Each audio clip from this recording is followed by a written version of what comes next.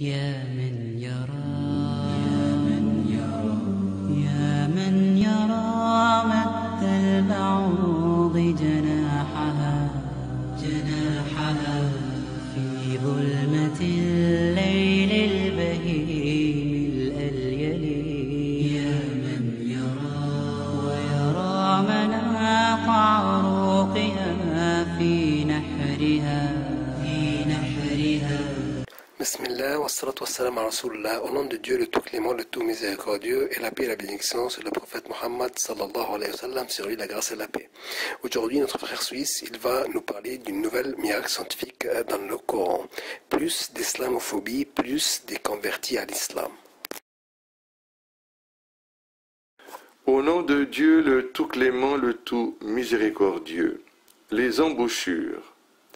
Allah exalté soit-il dit, et c'est lui qui donne libre cours aux deux mers, l'une douce rafraîchissante, l'autre salée amère. Et il assigne entre les deux une zone intermédiaire et un barrage infranchissable. Surat al-Furqan, verset 53. La vérité scientifique.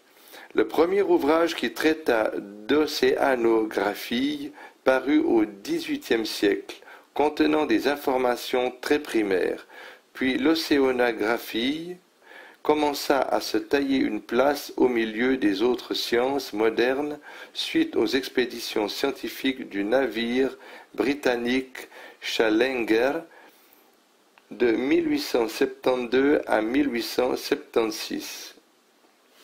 Après quoi les expéditions scientifiques maritimes se succédèrent. À la fin du XXe siècle, les gens redoublèrent d'espoir de prospecter encore plus les océans à l'aide des satellites et des images satellitaires. Après balayage de plusieurs embouchures, les chercheurs se rendirent compte que toutes les zones d'embouchure sont des environnements qui ont des caractéristiques naturelles et biologiques différentes des caractéristiques des fleuves et des mers, et ce, malgré l'instabilité et le contact permanent entre ces deux eaux, malgré le flux et le reflux de la mer, et malgré aussi la crue et la décrue des eaux de fleuves. Tout comme s'il y avait une barrière qui séparait entre la zone d'embouchure d'une part et le fleuve et la mer d'autre part. Barrière qui préserve les spécificités de la zone d'embouchure malgré les facteurs qui favorisent leur mélange, tels que le flux et le reflux et tels la crue et la décrue.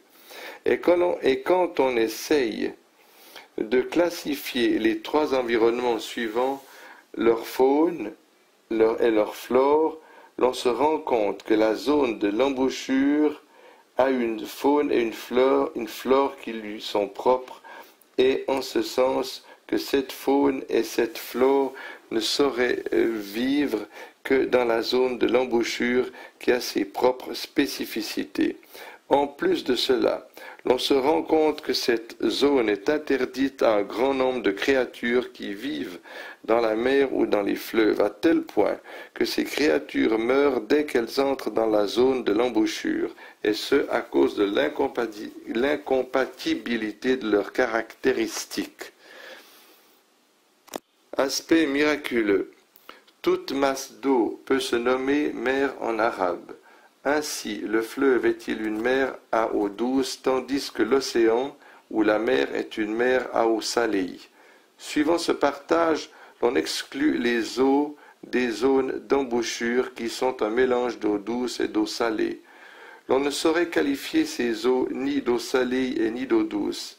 C'est ainsi que l'on arrive à classifier les trois types de masses d'eau: eau fluviale, eau maritime et eau intermédiaire, qualifiée par le Coran de barrière qui empêche la salinité des eaux de mer d'affecter les fleuves, tout comme il empêche la douceur des eaux fluviales d'affecter la mer.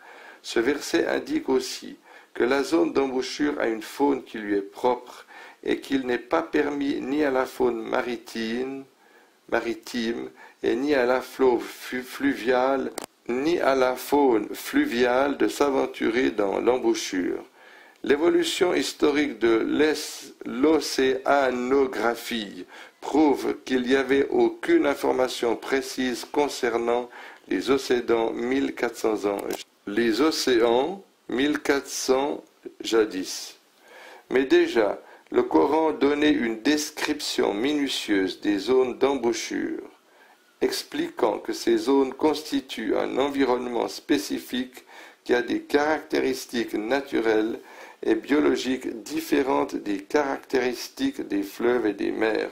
En plus cela, le Coran indiqua que malgré le contact permanent entre ces eaux et l'instabilité qui y règne, chaque type de masse d'eau garde constamment ses caractéristiques intactes.